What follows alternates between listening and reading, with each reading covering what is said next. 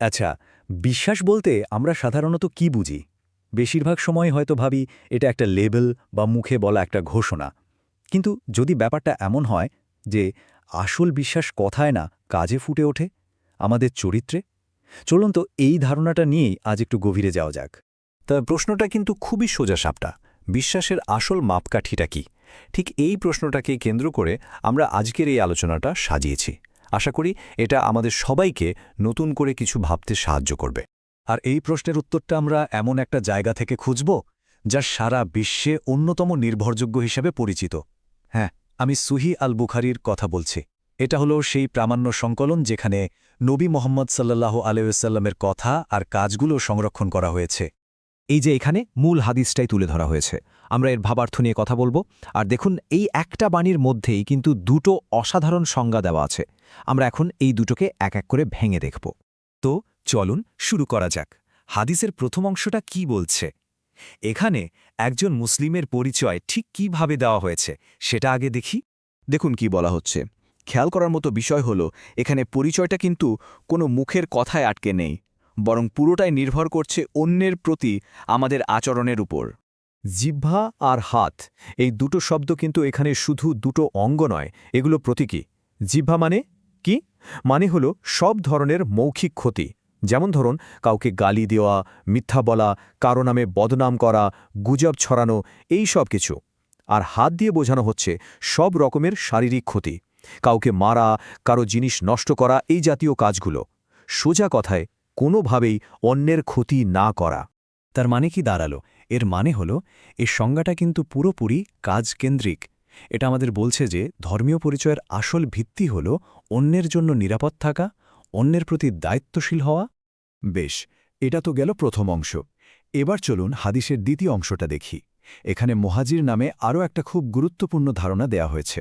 এখন মুহাজির শব্দটা শোনার সাথে সাথে আমাদের মাথায় একটা ঐতিহাসিক ঘটনা চলে আসে, তাই না? ইসলামের একদম শুরুর দিকে যারা মক্কা থেকে মদিনায় হিজরত করেছিলেন তাদেরকেই তো মুহাজির বলা হতো।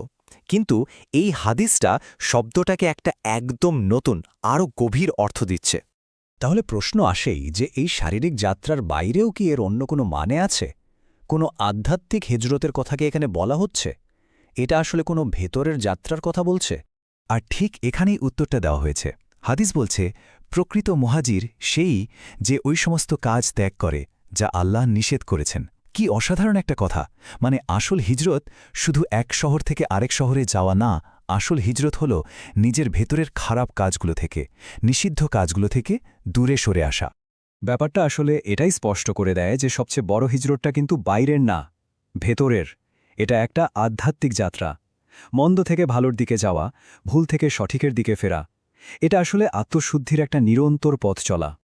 তো আমরা দুটো সংজ্ঞা পেলাম, একটা মুসলিমের আরেকটা মুহাজিরের।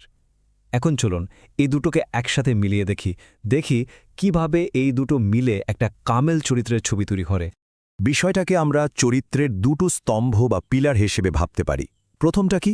প্রথমটা হলো সামাজিক আচরণ ঠিক করা, মানে আমাদের কাজ দিয়ে যেন অন্য কারো ক্ষতি না হয় সেটা নিশ্চিত করা। আর দ্বিতীয় স্তম্ভটা হলো ব্যক্তিগত আচরণ ঠিক করা, মানে যা কিছু নিষিদ্ধ, যা কিছু ভুল, সেগুলো ছেড়ে দেওয়া। একটা বাইরের দিক আর একটা ভেতরের। তার মানে একটা সংজ্ঞা আমাদের অন্যদের প্রতি দায়িত্বের কথা মনে করিয়ে দেয়, আরেকটা সংজ্ঞা মনে করিয়ে দেয় নিজের প্রতি দায়িত্বের কথা। আর সবচেয়ে গুরুত্বপূর্ণ বিষয় হলো এই দুটোই কিন্তু দরকার। একটাকে ছাড়া আরেকটা আসলে অসম্পূর্ণ থেকে যায়। ভাবুন তো, এই কথাটা প্রায় ১৪০০ বছর আগের, কিন্তু আজকের দিনেও এটা কতটা প্রাসঙ্গিক।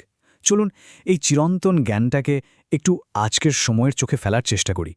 পুরো আলোচনার সারমর্মটা আরেকবার মনে করার জন্য সম্পূর্ণ হাদিসটায় এখানে দেওয়া হলো। এই দুটো ছোট বাক্যের মধ্যেই কিন্তু একটা নৈতিক জীবনযাপনের শক্তিশালী ব্লুপ্রিন্ট দেওয়া আছে। তাহলে এই পুরো আলোচনা থেকে আমরা কি টেক অ্যাওয়ে নিতে পারি? প্রথমত, বিশ্বাস শুধু বলার জিনিস না, এটা করে দেখানোর জিনিস। দ্বিতীয়ত, সমাজের প্রতি দায়িত্ব পালন করাটাও কিন্তু আধ্যাত্মিকতার একটা বড় অংশ। তৃতীয়ত, উন্নত চরিত্র গড়তে চাইলে ব্যক্তিগত শৃঙ্খলা বা আত্মনিয়ন্ত্রণের কোনো বিকল্প নেই। আর সবশেষে আমাদের আসল পরিচয়টা আমাদের কাজ দিয়েই তৈরি হয়। আর শেষ করার আগে একটা প্রশ্ন সবার জন্য রেখে যেতে চাই। যদি আমাদের কাজই আমাদের বিশ্বাসের আয়না হয়, তাহলে আমাদের প্রতিদিনের ছোট ছোট সিদ্ধান্তগুলো, আমাদের কথা, আমাদের ব্যবহার, এগুলো সব মিলিয়ে আমাদের সম্পর্কে আসলে কি বলে, আমাদের আসল পরিচয়টা কি তুলে ধরে? এটা কিন্তু আমাদের সবারই একটু একা বসে ভাবার মতো একটা বিষয়।